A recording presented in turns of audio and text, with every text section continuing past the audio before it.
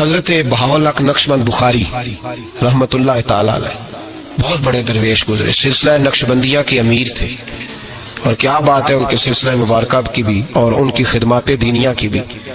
آپ فرماتے ہیں کہ میرے دل میں تڑپ پیدا ہوئی کہ میں کسی شیخ کی نوکری کروں، خواہش پیدا ہوئی، تو میں نے حضرت امیر کلال کا تذکرہ سنا۔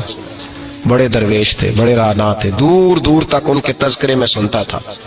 فرماتے ہیں کہ میں ان کے ہاں چلا گیا، جب حضرت اتنا لمبا سفر کر کے حضرت امیر کلال رحمت اللہ تعالی علیہ کی بارگاہ میں پہنچا نا، فرماتے ہیں میں نے عجیب منظر دیکھا۔ حضرت صاحب جن کی میں نے بڑی تعریفیں سنی تھی، بڑی بات سنی تھی، بلے بلے سنی تھی، جب میں پہنچا تو انہوں نے 4-5 لڑکے ساتھ لگائے ہوئے ہیں اور صاحب کشتی کر رہے، کشتی ہو رہی۔ تو کہتے ہیں میں نے کہا یہ بھی کوئی صوفی ہے جو کشتیاں کر رہا ہے، یہ بھی کوئی طریقہ ہے؟ ان کو چاہیے تھا بیٹھے ہوتے، حدیث پاک پڑھ رہے ہوتے، ذکر اذکار ہو رہا ہوتا، یہ کشتیاں کر رہے ہیں۔ خیر میں نے کہا سفر بڑا لمبا کیا ہے، اب آ گیا ہوں تو چلو رات تو رہ نہیں ہے، کوئی ہوٹل تو ہے نہیں یہاں وقت گزر سکے۔ حضرت امیر کلال رحمت اللہ تعالی علیہ مجھے ملے، لیکن چونکہ میرے اندر وہ زاویہ نہیں تھا، ٹوٹ چکا تھا۔ وہ ملاقات ہوئی تو میں نے کہا سلام لی، کیسے آئے؟ میں نے کہا زیارت کے لیے آیا تھا، کھانا کھلایا، رات مجھے سلا دیا۔ فرماتے صبح رات جب میں سویا تو میں نے عجیب خواب دیکھی کہ میں دلدل میں پھنس گیا ہوں، جتنی باہر نکلنے کی کوشش کرتا ہوں اندر دھستا چلا جاتا ہوں۔ اچانک میری خواب میں حضرت امیر کلا تشریف لائے اور آ کے انہوں نے میرا بازو تھاما، اللہ اکبر کہا اور مجھے باہر نکال دیا۔ فرماتے میں جب اٹھا تو پسینے سے شرابور تھا، حالت میری بڑی عجیب تھی۔ اتنی دیر میں فجر کی اذان ہوئی، نماز پڑھی تو حضرت امیر کلال رحمت اللہ علیہ خود میرے لیے ناشتہ لے کے آئے اور فرماتے ہیں میرے آگے ناشتہ رکھ کے کہنے لگے بیٹے اگر ہم کشتی نہ کرتے تو رات تجھے دلدل سے کیسے نکالتے، اگر کشتی نہ کرتے تو دلدل سے تجھے کیسے نکالتے۔ پھر فرمانے لگے یہ کشتی میں لوگوں کو اپنا پہلوان ثابت کرنے کے لیے نہیں کر رہا، مجھے پتہ چلا ہے کہ کافر اس علاقے پہ حملہ کرنے والے ہیں، ہم بھی جہاد کی تیاریاں کر رہے ہیں۔ تو یہ جہاد کی تیاریوں کے لیے کام ہو رہا تھا، تو نے پوچھ تو لینا تھا بات کیا ہے، تو نے تھوڑا پوچھ تو لینا تھا، تو تھوڑا سا تفصیلات میں چلا جاتا، کسی سے پوچھ لیتا۔ لیکن نا کبھی کبھی میں محبوب کے وہ فرمان دیکھتا ہوں تو دل میرا کھل اٹھتا ہے، جب محبوب نے کہا تھا تیری نظر بھی دائیں بائیں نہیں اٹھنی چاہیے، نظریں جھکا کے رکھنا، جھکا کے، کانوں سے وہ سننا بس جس کی تجھے ضرورت ہے، اور زبان سے محتاط جملے بولنا۔ جب نظر بری چیز دیکھے گی نہیں، کان سنیں گے نہیں تو دل میں وسوسے آئیں گے ہی نہیں۔ ہمیں تو پہلے دن سے شریعت نے محتاط رہنے کا حکم دیا۔ میرے عزیز دوستو، سلسلہ طریقت کے عزیزوں، میری آپ سے یہ گزارش ہے، سمجھ لیں ایک نئے سرے سے دوبارہ سبق شروع کر رہا ہوں آپ کے۔ آج کا سبق آپ کے لیے یہ ہے کہ زندگی میں کسی بھی مومن صحیح العقیدہ کے بارے میں برا خیال نہ پیدا کریں، بلکہ ہمارے صوفیات تو فرماتے ہیں کسی بد عمل کو دیکھ کے بھی یہ نہ سوچ کہ یہ بد عمل اور میں نیک ہوں، یہ بڑی بیماری ہے۔ فرماتے ہیں ہو سکتا ہے ایک وقت ایسا ہے تیری توفیق چلی جائے اور اس کو اللہ توبہ کی توفیق دے کے اپنا ولی بنا لے، تو اچھی سوچ رکھ، مثبت رائے قائم کر۔ ٹھیک ہے جو لوگ غلط ہیں، تمہیں اگر غلط لگتے ہیں تو کنارہ اختیار کر، لیکن کبھی بھی اور بالخصوص اللہ کے نیک بندوں کے بارے میں، رب کریم کے اولیاء کے بارے میں، دین کے خدام کے بارے میں زندگی میں کبھی منفی نہ سوچیں، کبھی منفی نہ سوچیں۔ آپ کو پتہ ہے کسی عالم دین کی توہین اس لیے کرنا کہ وہ دین کا عالم ہے، یہ کفر ہے۔ میرے حضرت صاحب ایک جملہ کہا کرتے تھے، ایک شخص نے کہا حضور تہجد کے لیے نہیں اٹھا جاتا، اب تو خیر لوگوں سے فجر کے لیے بھی نہیں نہ اٹھا جاتا، تہجد کے لیے نہیں اٹھا جاتا۔ تو حضرت صاحب فرمانے لگے رات کو اچھی سوچ کے ساتھ سویا کر، اچھی سوچ کے ساتھ سویا کر۔ تو پھر مسکراتے مسکرانے فرمانے لگے محبوب کی سوچوں میں سویا کر، یار کی سوچوں میں سویا کر، تو اسے سوچتا سوچتا سویا کر، صبح خود ہی تجھے بیدار کر لیا کرے، پر اس سے دل لگانا، اسے سوچتا سو، تو کسی اور کو سوچتا کیوں ہے، کسی اور کی طرف تو دیکھتا کیوں ہے۔ تجھے ایک دفعہ حضرت صاحب بیٹھے تھے اور 2-3 مشائخ اور بھی بیٹھے تھے ساتھ ساتھ، تو مجھے ایک دوست نے بعد میں کہا کہ وہ جو 30 نمبر پر بزرگ بیٹھے تھے ان کی پگڑی دیکھی تھی؟ میں نے کہا قسم اللہ کی سوائے اسے میں نے دوسرے کسی کو دیکھا ہی نہیں، میں نے دیکھا نہیں، مجھے کیا پتا کسی کی پیلی تھی کہ نیلی تھی، مجھے تو اتنا پتا ہے جسے میں دیکھ رہا تھا۔ اور ویسے بھی ایک ول پجیاں مینوں صدق نہیں تھیندا، اور کدے ول پجاؤں، او بھائی ہم تو ایک کو نہیں راضی کر پائے تو ادھر بھی دیکھ تو ادھر بھی دیکھ، دیکھا ہی نہیں جاتا. سوچوں میں رہیں اور مثبت سوچ رکھیں، ٹھنڈی اچھی خوبصورت. میں سب سے پہلا فائدہ یہ ہے کہ اللہ آپ کو سکون کی دولت عطا فرمائے. لوگوں کے درد کو بھی سمجھ. اولیاء چشت میں جس بزرگ نے اپنے زمانے میں بڑا عروج پایا ان کا نام خواجہ قطب الدین بختیار کاکی ہے.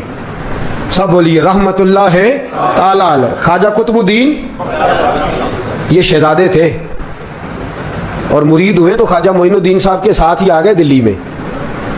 خواجہ معین الدین صاحب کی بھی کیا بات، عطائے رسول ہند الولی، اور ان کے مرید تھے بابا فرید الدین گنج شکر رحمت اللہ علیہ. اور مجھے اللہ جانتا ہے مجھے عشق کی حد تک پیار ہے بابا فرید صاحب سے، بڑا میرا درد ان کے ساتھ. اور میں جتنا اس صوفی کو پڑھتا ہوں کم ہی لوگوں کو میں نے پڑھا ہے. حضرت بابا فرید کے پیر اور خواجہ معین الدین صاحب کے خلیفہ کیا نام ہے؟ خواجہ قطب الدین. مکتب میں پڑھنے گئے نا پہلے دن، 4 سال کی عمر تھی تو قاری صاحب نے الف بات آسا پڑھایا تو انہوں نے 15 سپارے قرآن پاک کے سنا دیے. تو کہنے لگے بیٹا تجھے کیسے آئے؟ کہنے لگے میری اماں 15 سپاروں کی حافظ ہے، وہ سارا دن قرآن پڑھتی رہتی تھی، مجھے سن سن کے یاد ہو گیا ہے. یہ بالا نگالا یاد ہو سکتی نے تو قرآن پاک بھی یاد. اللہ خیر کرے، شرط یہ ہے کہ ہم گھر میں قرآن پڑھیں، بچوں کو سن سن کے بھی یاد ہو ہی جاتا ہے. خواجہ قطب الدین اتنا عروج پایا اس شیخ کامل نے کہ وقت کا بادشاہ بھی مرید ہو گیا. سلطان شمس الدین التمش مرید تھا، دلی کا بادشاہ بھی مرید تھا. اجمیر کا بادشاہ خواجہ معین الدین صاحب کا مرید نہیں ہوا، نہ پاک پتن کا بادشاہ بابا فرید کا مرید ہوا. لیکن خواجہ قطب صاحب کو اللہ نے یہ عظمت بھی دی، یہ شان ہے نا. اگرچہ صدقہ سارا خواجہ معین الدین کے قدموں کا ہی تھا، لیکن دلی کا بادشاہ مرید ہوا، اور اتنا اعلیٰ مرید ہوا کہ جب خواجہ قطب الدین صاحب کا وصال ہوا تو 3 شرطیں لگائی تھی. فرمایا میرا جنازہ وہ پڑھائے، جب سے توبہ کیا پھر اس کا سینے بد حرام کے لیے نہ کھلا ہو، اور جب سے توبہ کیا پھر لقمہ حرام اس کے گلے سے نہ گزرا ہو، اور جب سے توبہ کیا پھر کبھی نماز تہجد بھی قضا. بڑے بڑے صوفی میری طرح کے گردن جھکا کے کھڑے ہو گئے. 7ویں صف سے دلی کا بادشاہ نکل آیا، کہنے لگا پیرا ساری زندگی میں نے پردہ داری سے عبادت کی تھی، تو جاتی دفعہ مجھے بے نقاب کر گیا ہے. اتنا بڑا انہوں نے شخص تھا. اور حال یہ تھا، لوگ کہتے ہیں کہ فلانا آدمی امیر آدمی ہے تو حضرت صاحب کا تعلق پیر صاحب کا تعلق زیادہ ہے، تو اس کی عمارت نہ دیکھ، کبھی کبھی اس کی پرہیزگاری بھی دیکھ، اس کی خدمت گزاری بھی دیکھ. خواجہ قطب الدین صاحب پہ بھی الزام لگتے رہے. ایک الزام یہ بھی لگا کہ قریب چلے گئے. ہوا کیا، جب بادشاہ مرید ہوا تو کہنے لگا حضرت جی میں نے بادشاہی نہیں کرنی، میں نے اب خانقاہ میں رہنا ہے. تو فرمایا بیٹا تو چھوڑ دے گا تو کوئی ظالم بیٹھ جائے گا. حضور پھر کیا حکم ہے؟ فرمانے لگے تو نے کرنی ہے. تو کہا حضور آپ وہ کہاں ہوتے ہیں، میں کہاں ہوتا ہوں، دل ہی نہیں لگتا. آپ فرمانے لگے میں ڈیرا اٹھا کے تیرے قریب لے آتا ہوں. خواجہ صاحب 1 کلومیٹر کے فاصلے پر ڈیرا اٹھا کے لے آئے. فرمانے لگے میں تیری تربیت کرتا رہوں گا، تو مخلوق کا بھلا کرتے رہنا. صلی اللہ علیہ، تو حضور کی امت کا اللہ. وہ قریب. اس وقت بھی لوگوں نے بڑی باتیں کی کہ دیکھو جی بادشاہ تھا نا تو پیر صاحب ہی نیڑے آ گئے. لوگ دیکھتے نہیں کہ اصل بات کیا ہے. خیر وقت گزر گیا، بادشاہی مرید ہو گیا تو پھر دلی سارے میں اسلام، اتنا عدل انصاف. ہندوؤں کو بات پسند نہ آئی، انہوں نے کچھ مسلمان خرید لیے. سلطان شمس الدین التمش بیٹھا ہے دربار میں. جاگ رہے ہیں نا آپ لوگ؟ سب کہیے صلی اللہ علیہ. بڑی غور سے سننے والی بات. ایک دن سلطان شمس الدین تمش دربار میں بیٹھا ہے، قاضی عدالت بھی بیٹھے ہیں، مقدمات سنے جا رہے ہیں. باہر سے رونے کی آواز آنے لگی، چیخنے چلانے کی. بی بی بیان کر رہی. کیا ہو گیا کیا ہو گیا؟ وہ ٹال لگے ہوتے تھے بادشاہوں کے، وہ بجنے لگے، زور ہونے لگا. بادشاہ نے کہا اس فریادی کو جلدی بلاؤ. وہ اندر عورت آئی تو چیخ چیخ کے رو رو کے اس نے اپنے کپڑے پھاڑ پھاڑ کے، برا حال، 2 مہینے کا بچہ. لوگ اس کی آہو زاری پر اس کی طرف متوجہ. بھی کیا ہوا؟ پانی پلاؤ بٹھاؤ، یہ کیا ہو گیا؟ کہنے لگی لٹ گئی، عزت برباد ہو گئی، تباہ کر دی گئی. تو میں کیا ہوا؟ کہنے لگی بادشاہ ایک شخص میرا غیر شرعی خامند بنا، پھر مجھے حمل ہوا، پھر میری گود میں یہ بچہ ہے 2 مہینے کا. اب گئی ہوں تو وہ کہتا ہے کہ میرا تو تیرے سے تعلق ہی کوئی نہیں. بادشاہ کہنے لگے یہ سلطان شمس الدین تمش کی جگہ ہے، اور میں نے رسول اللہ صلی اللہ علیہ وسلم کے دین کے مطابق حکومت استوار کی ہے. کون ہے جو تیرے ساتھ؟ ابھی گردن نہ کاٹ دوں گا. بھاگ کر کون ہے؟ کہنے لگی تو کچھ بھی نہیں کرے گا، کوئی کچھ نہیں کر سکتا.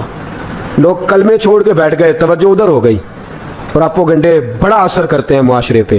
रंग ऐसा अजीब है, अंदाज ऐसा अजीब है। फरमाया बात तो कर। उस औरत की आवाज गूंजी तो हालात ही खराब हो गए। कहने लगी बादशाह हौसला पैदा कर सुनने का। कहा तू बात कर। कहने लगी मेरे गोद में जो बच्चा है ये कुतुबुद्दीन बख्तियार काकी का है, ये तेरे पीर की नाजायज औलाद है।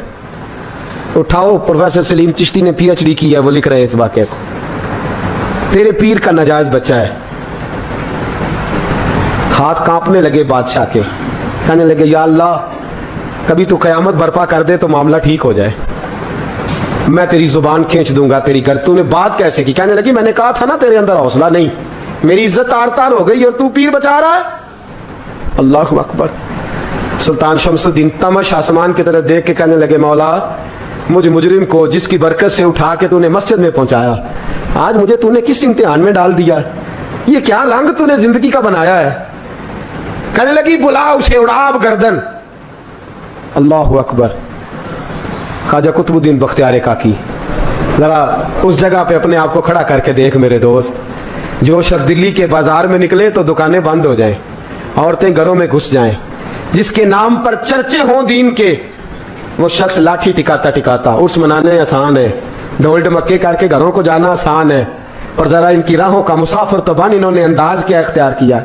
हजरत ख्वाजा कुतुबुद्दीन बख्तियार काकी, खबर फैल गई। इतनी शोहरत पाकीज़गी की नहीं हुई थी जितनी इस जुर्म की हुई। लाठी टिकाते टिकाते जब पहुंचे ना बादशाह के दरबार में, बादशाह उठने लगा, काजी उठने लगा, लोग उठने लगे, तो कुतुबुद्दीन बख्तियार काकी की आंखों में आंसू आए। मानने लगे बेटो बैठ जाओ, आज मैं पीर बन के नहीं आया, मैं मुजरम बन के आया। और कहा मेरे मालिक का इंसाफ भी देखो, दिल्ली का पीर आज दिल्ली की अदालत में अपने ना करदा जुर्म की सफाई देने आया। बड़ी लाठी पे टेक लगाई। दिल्ली की गलियां भी रोती हैं कि ये क्या रंग, अल्लाह ये तेरा क्या रंग है, ये ते मैं गुड्डी ते हथ डोर सज्जन दे, ओ जिंज रखे उंज रहना, वाजिब नहीं जे विच शरीयत, मंदा खसम नू कहना, ए तन मेरा कंगी होवे, मैं जुल्फ सज्जन दी वावां, पोश मेरे दी जुत्ती बन जाए, मैं यार दी कदमी आवां, मारो मारो मैनू मार मुकाओ, कोई यूजर ना पेश ले आवां, जे सोना ही मेरे दुख विच राजी, जे सोना ही मेरे दुख विच राज, ते मैं सुख नू चुल्हे डावां, यार फरीदा कदी मिल पे सोना, यार फरीदा जे कदी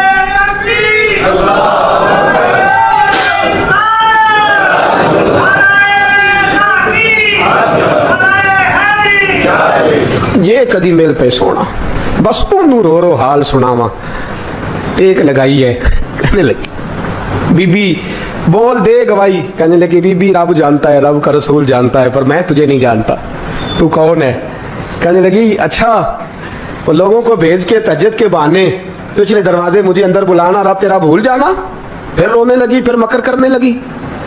मुझे बताइए ऐसा कोई मुकदमा हो तो लोग क्या कहते हैं? यकदम हालात बदलते हैं कि नहीं बदलते? दिल्ली का माहौल ही बदल गया, सारा सारा रंग ही बदल गया।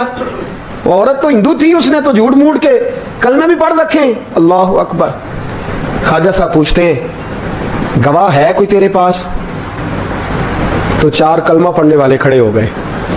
अल्लाह करे कलमा पढ़ने वाले बिका ना करें, आमीन तो कहें। तो खड़े होके कहने लगे हाँ हमने आते भी देखा है, जाते भी देखा है। ख्वाजा कुतुबुद्दीन साहब ने नजर उस्मान की तरफ उठाई। कहने लगे अच्छा जो तेरी मर्जी, मैं गुड्डी ते हथ डोर सज्जन दे, तो जिंज रखे उंज रहना है, वाजिब नहीं विच शरीयत, मंदा खसम नू कहना।